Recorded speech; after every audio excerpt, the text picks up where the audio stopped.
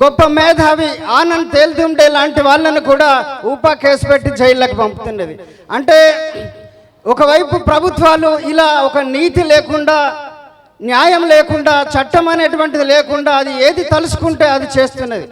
ఒక ప్రభుత్వాలైనా ఈ దేశంలో ఉండేటువంటి సంపన్న వర్గాలు ఎక్కడి ఆస్తి వాళ్ళకు సరిపోదన్నట్టుగా ఈ దేశంలో ఉండే ఖనిజాలు వాళ్ళకే కావాలి, భూమి వాళ్ళకే కావాలి, అడవి వాళ్ళకే కావాలి, నీళ్లు వాళ్ళకే కావాలి. ఒక గాలిని ఇప్పటికి వదిలిపెడుతున్నారు. ఏమి వ్యాపారం దాని మీద ఇంకా చేయలేక భవిష్యత్తులో అది కూడా వస్తుంది. అట్లా అతి కొద్ది మంది ఈ దేశంలో ఉండేటువంటి సంపద కూర్చున్నటువంటి పెద్దలు ఇంత పెద్ద మహాసభ జరుపుకుంటూ 33 జిల్లాల నుండి ఇక్కడికి వచ్చిన ప్రతినిధులందరికీ నమస్తే. మిత్రులారా, ఈ పెద్ద సభలో భాగస్వామ్యం అవుతూ మీరంతా మీ ఆకాంక్షలు ఈ సమాజం వినాలని, మీ కష్టాలు మీ గోడు ఈ సమాజం వినాలని, మీ ఆకాంక్షలు ఒక డిమాండ్గా ప్రభుత్వం ముందు పెట్టాలని, ప్రభుత్వ ప్రతినిధులు ఈ సభకు వచ్చి మీ కష్టాలు విని పరిష్కార మార్గాలు చూపాలని మీరు ఈ సభలో హాజరవుతూ ఈ సభలో భాగస్వామ్యం తీసుకుంటూ నిర్వహిస్తున్నందుకు మిమ్మల్ని అందరినీ అభినందిస్తున్నాం. మిత్రులారా, ప్రత్యేకమైనటువంటి సందర్భంలో ఇవాళ ఈ ప్రపంచము, దేశము, రాష్ట్రము ఉన్నది. అది మీరు కొంచెం గుర్తెరగాలి. ఎందుకంటే మనము మన పని మనం చేసుకుంటూ వెళ్తూ మనకు అన్ని హక్కులు ఎవరో ఒకరు ఇస్తారు, అందిస్తారు, కేవలం మనం అనుభవించాలి అని అనుకుంటే చెల్లేటువంటి కాలం కాదు ఇది.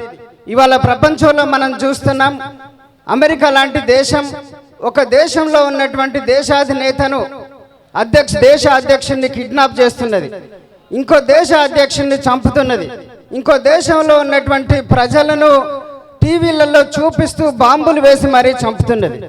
దీనికి ఒక నీతి లేదు, న్యాయం లేదు, ఒక అంతర్జాతీయ చట్టం లేదు, ఏది లేదు.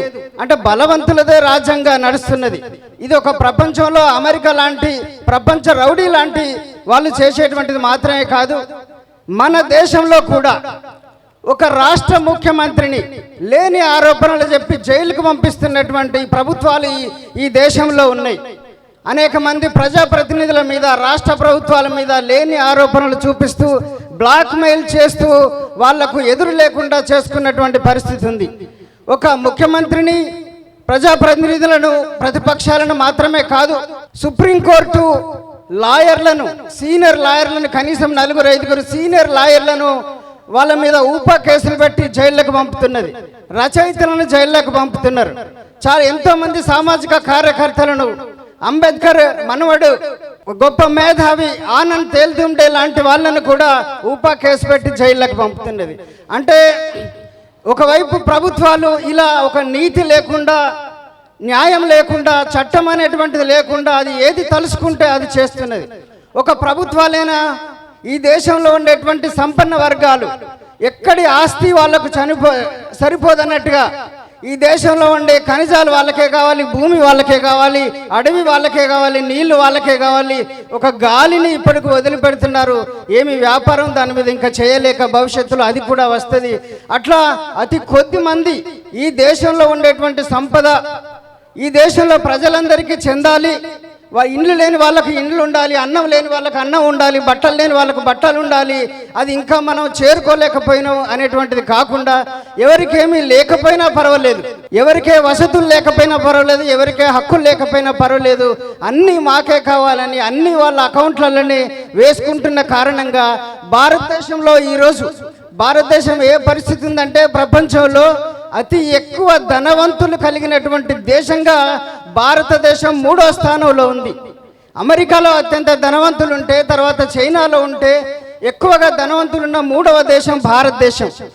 అదే సమయంలో ఎక్కువ మంది పేదలున్న దేశంగా భారతదేశం ప్రపంచంలో 5వ స్థానం లోపల ఉంది. అంటే ఒకవైపు ధనవంతులు పెరుగుతున్నారు, మరోవైపు పేదవాళ్ళు పెరుగుతున్నారు. ఈ ధనవంతులు కానీ, పాలకులు కానీ సామాన్య ప్రజల గురించి, నోరు లేని వాళ్ళ గురించి, ఎవరి కష్టం వాళ్ళు చేసుకుంటూ జీవిద్దామని అనుకునేటువంటి వాళ్ళ గురించి ఆలోచించి వాళ్ళ హక్కులకు జవాబుదారీగా ఉండేటువంటి పరిస్థితి లేదు. ఇటువంటి పరిస్థితిలో 4 లేబర్ కోడ్లు తెచ్చినటువంటి విషయం కూడా మీకు తెలుసు.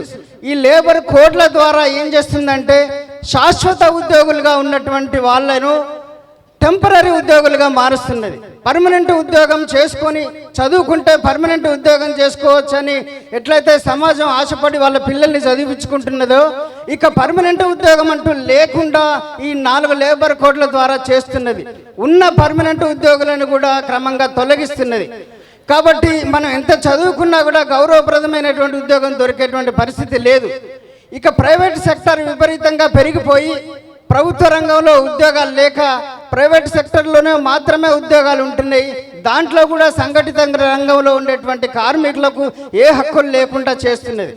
పర్మనెంట్ ఉద్యోగులకు సంఘటిత రంగంలో ఉండేటువంటి కార్మికులకే హక్కులు లేనటువంటి పరిస్థితిలో, హక్కులు అణచివేస్తున్నటువంటి పరిస్థితిలో అసంఘటిత రంగంలో ఉండి అసలు కార్మికులుగానే గుర్తింపు లేకుండా ఉండేటువంటి మీ పరిస్థితి ఎంత అన్యాయంగా ఉంటుందో మాకంటే మీకే ఎక్కువగా తెలుసు.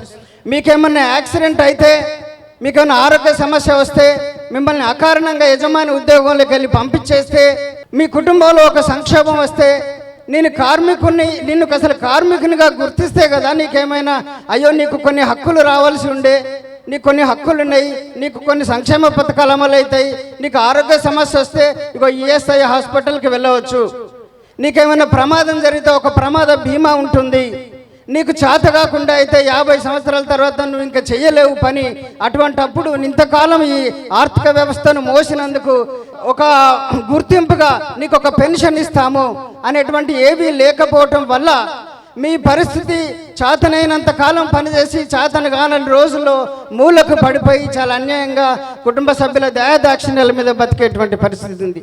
ఇటువంటి సమస్యలకు పరిష్కారం కావాలి. మిమ్మల్ని మొదలు కార్మికులుగా నమోదు కావాలి. ఓటర్లకు నమోదు చేస్తారు, ఇంటికి వచ్చి నమోదు చేస్తారు, లేకపోతే వచ్చి ఓటర్గా నమోదు చేసుకోమంటారు. కానీ నువ్వు కార్మికుడివి, నువ్వు కార్మికుడిగా నమోదు చేసుకో, ఇట్లా నమోదు చేసుకుంటే నీకు కొన్ని ప్రయోజనాలు ఉంటాయి అని ఇప్పటివరకు ఎవరు చెప్పలే. కాబట్టి కాంగ్రెస్ ప్రభుత్వం ఎన్నికలలో హామీ ఇచ్చింది, మీకు ఒక హమాలి బోర్డు, సంక్షేమ బోర్డు ఏర్పాటు చేస్తామని. తద్వారా బోర్డు ఏర్పడితే ఏంటంటే కార్మికులందరికీ ఒక గుర్తింపు ఇస్తుంది.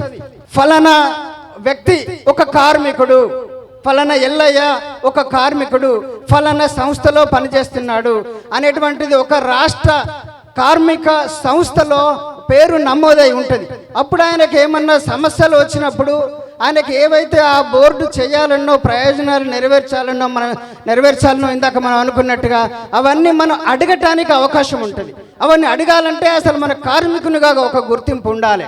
అది బోర్డు ద్వారా సాధ్యం. తద్వారా వచ్చేటువంటి అనేక ప్రయోజనాలు మిత్రులందరూ ఇస్తారు. వాళ్ళ దాంట్లో ఎక్కువ సమయం తీసుకోకూడదు. కాబట్టి మీరు ఇంత కష్టపడి ఈ ఎండలో ఇంత దూరం వచ్చి మీ ఆకాంక్షలు నెరవేరాలని నిర్వహిస్తున్నటువంటి సభ విజయవంతం కావాలని, ప్రభుత్వం మీ మాట వినాలని, మీరు మీ కోరికలు నెరవేరాలని, మీరు ఇలాగే సంఘటితంగా ఉండి మీ హక్కులు సాధించుకుంటారని ఎల్లప్పుడూ కోరుకుంటూ ధన్యవాదాలు.